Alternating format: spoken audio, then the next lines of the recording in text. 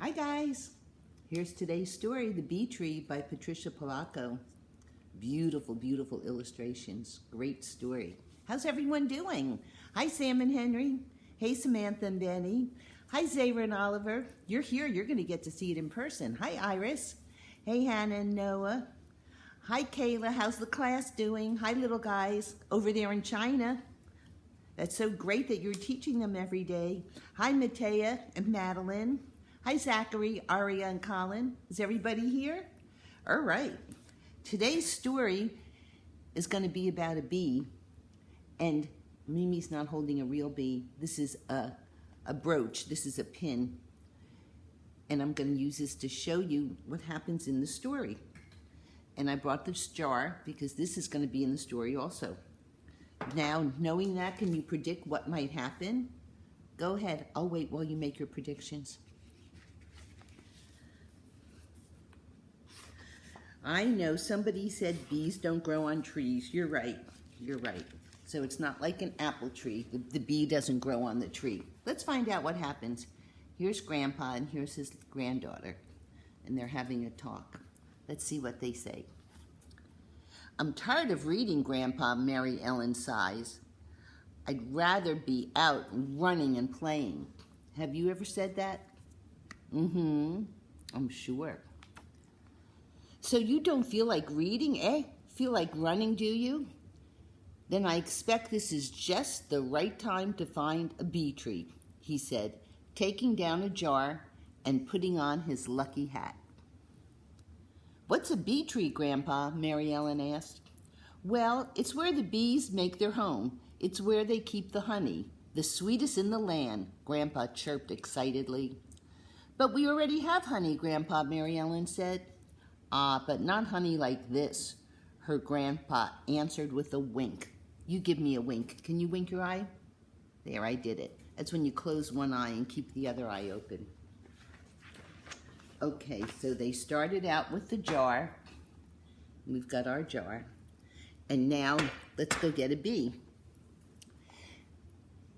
Here's Grandpa and here's Mary Ellen. Mary Ellen and her grandpa put on their coats and went outdoors. They walked down past the hollyhocks to the garden and found bees gathering pollen from the flowers. Her grandpa carefully trapped some in the glass jar, making sure not to hurt them. So I'm going to put the bee in the glass jar, and I'll show it to you now. So now the bee is in the jar. When he was sure he had enough, he smiled and leaned close to Mary Ellen. They'll take the pollen back to the hive to make it into honey, and we'll be right behind them. Then he slowly lowered the lid of the jar and let one single bee escape. It stayed on the mouth of the jar for a moment, flew straight up, then buzzed toward the cornfield. Quick, run, now, Grandpa called out as he began to chase the bee. So now the bee is out of the jar, and they are going to follow the bee to get the honey. What do you think's going to happen?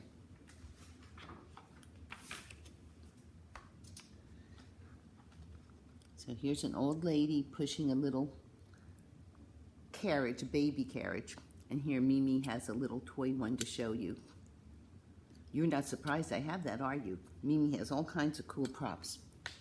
Just then, Mrs. Gowlick from down the creekway was walking baby Sylvester in the carriage. Mary Ellen and her grandpa ran by them. We're off to find a bee tree today, Grandpa shouted. I haven't done that since I was a girl, Mrs. Gowlick said excitedly. May I come too? What do you think he's going to say? Mm-hmm, right. Grandpa motioned her to follow, and the three of them were off and running. Baby Sylvester laughed out loud as his carriage bumped and bounced through the rows of corn.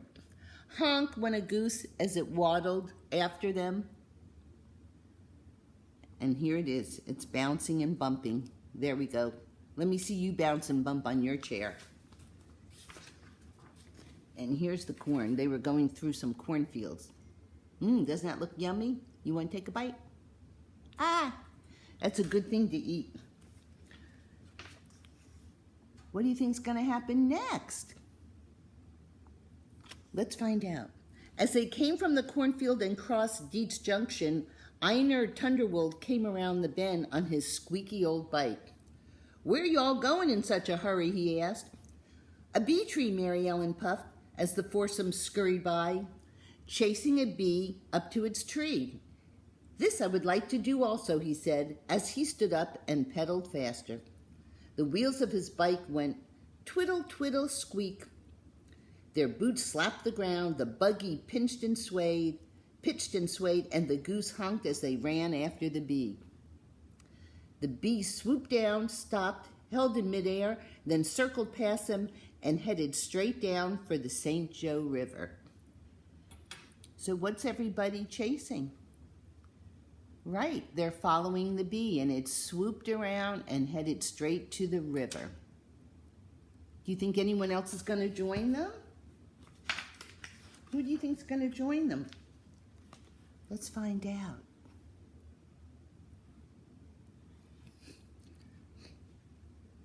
Olaf Ludingen, while strolling on the nearby shore with the charming Herman sisters, Petra and Dorma, looked up and noticed the commotion coming toward them. "Where y'all going?" he called out. "To a bee tree we are going," Einar Thunderwood puffed as he pedaled by. "Can we come too?" What do you think he's going to say? "Fast, you'll have to run," Einar said. "We don't care, let's go," the three shouted as they raced after him. Slap, bump, honk, twiddle, twiddle, squeak, thump. They all went as they sped down the road after the bee. They were making a real commotion. What's a commotion? Turn to someone next to you and see if they know what a commotion is. I'll wait. Did you say a lot of noise? That's a good answer. Do you ever make a commotion at your house? When you have cousins over? Right. Uh-oh, do I see a problem? Klondike, Bertha Fitchwich, just back from the expedition in the Yukon, had car trouble next to the road. She looked up just in time to see everybody running by. "You say you're after a bee tree?" she shrieked. "Zounds, that wouldn't be easy, but Eureka, what an adventure." She sprinted along behind them. Eureka, that's an unusual word. The bee dipped and soared as it made its way out of sight. Is this a true story, boys and girls? No. Would you want to join on this with this group and all go after the bee? Now what do you see? Okay, let's see who joins them next. But Grandpa carefully let out another bee, and the chase was on again. The noisy, merry bunch galloped up over Bird Talk Fellow Ridge, only to run smack dab into Fiduciary Longdrop's herd of goats. Do you see all those goats? The goats bleated and bucked as the people clambered through them. Let me hear you make the sound of goats. Good, good. "What ho!" Fiduciary called out. "You're going to scare me goats." "A bee tree," a voice called back. With that, Fiduciary tooted his flute, and he and his flock joined the chase. "Bounding Billies, this will be great," he said on a dead run. They have some unusual names, don't they? The author was from Russia, and so maybe some of those names are not so unusual over there. Okay, let's see now. 3 traveling musicians looked up just in time to see a thundering stampede of goats, buggies, people, and bikes coming straight for them. "Why are they all running, Pa?" one of the boys asked his father. "We're after that bee," Grandpa said, pointing at the small dot in the sky. "It's leading us to a bee tree," Mary Ellen wailed as she streaked by them. "Come on along." "Klondike," Bertha chortled as she huffed past. Does she always say that, Klondike? That's funny. You think they're going to join? I think so. Oh my goodness. Look at all the people going to the bee tree. Slap, bump, bleat, hump, tweedle, tweedle, squeak, thump, they went as they ran. Hoofs clattered, rows of corn were parted, nothing really mattered but chasing that, chasing that bee. They ran through Griner's Bluff and into Bishop's Meadow, around Dead Man's Tree, and then to Bird Talk Hollow. You think they're almost there? Let's find out. As they ran down the hollow, the bee took blinding speed and disappeared from their sight. They all stopped to catch their breath just in front of Dunk's woods. Grandpa handed the jar with the last bee in it to Mary Ellen, and she let it out. Sure enough, it flew straight and low right into Dunk's woods. What's gonna happen? Are we gonna get to the bee tree? What do I see? You see that tree there? It's the bee tree, Grandpa whispered. That's where the honey will be, but we'll need plenty of smoke. Does anyone want to know why they need smoke? You can ask Aunt Leslie and Uncle Mike because they have a beehive and they'll know about the smoke. Everyone set about to build a smoke fire from twigs and damp leaves. When the smoke had quieted the bees, Grandpa balanced on Einer's bicycle and reached into the tree. That makes me nervous. Are you nervous? What's going to happen?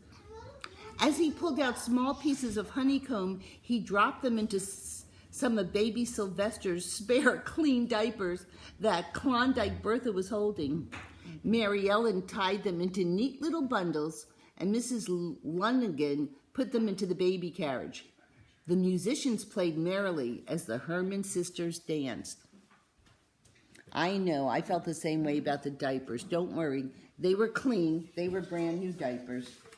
There was nothing messy in the diapers. Oh, what are they doing now? Let me get my cup. Let me join them. Let's see what they're gonna have. Grandpa invited everyone back to the house for baking powder biscuits. I didn't have any biscuits, but I brought over the baking powder to show you. That's the ingredient they use. Fresh brewed tea, and of course the honey. There was music, dancing, tall tales, and raucous laughter as they all buzzed about the sweet adventure of that day. How do you think that honey tasted on the biscuits? Now here's Grandpa and Mary Ellen. They're having a talk. Grandpa took Mary Ellen inside away from the crowd. Now, child, I am going to show you what my father showed me and his father before him, he said quietly. He spooned the honey onto the cover of one of her books. What? Taste, he said, almost in a whisper. Mary Ellen savored the honey on her book. Can you imagine that? There is such sweetness inside of that book, too, he said thoughtfully. Such things, adventure, knowledge, and wisdom. But these things do not come easily. You have to pursue them. Just like we ran after the bees to find their tree. So you must also chase these things through the pages of a book. Then he smiled and hugged her. Oh, that was very beautiful the way he explained that. And here's at the end, here's Mary Ellen with a book. From that day on, Mary Ellen never again complained about her reading. She found it to be every bit as exciting as a wild chase through the Michigan countryside and as sweet as the honey from a bee tree. Did you like that story? What did you like about it? Did you like it? Zara liked it. She's smiling at me. Did you like the relationship between Grandpa and his granddaughter? If you saw me in the background. Did you like that they chased the little bee? Yeah. Yeah, and here's the little bee. Dum. So, what can you chase? What can you chase? You can chase through a good book and have a great story. Wherever you go, you can have a great story in a good book. Or you can go out and play with your family and friends outside You don't have to go to a bee tree to have a good time. So what can you do today? Can you draw me a picture? Can you color it and make it look beautiful like Patricia Polacco did? Can you have you and your grandpa in the story? Xavier said, I'd love for you to draw me a picture of you and your grandpa. And I wonder what adventure you're going to have together with your grandpa.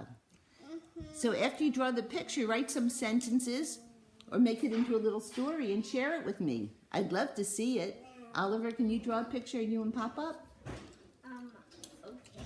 Okay. Thank you. That would be wonderful. Okay, I'll look forward to seeing what you do. Have a great day. Have a great adventure, whether it's outside or inside a good book. Love ya.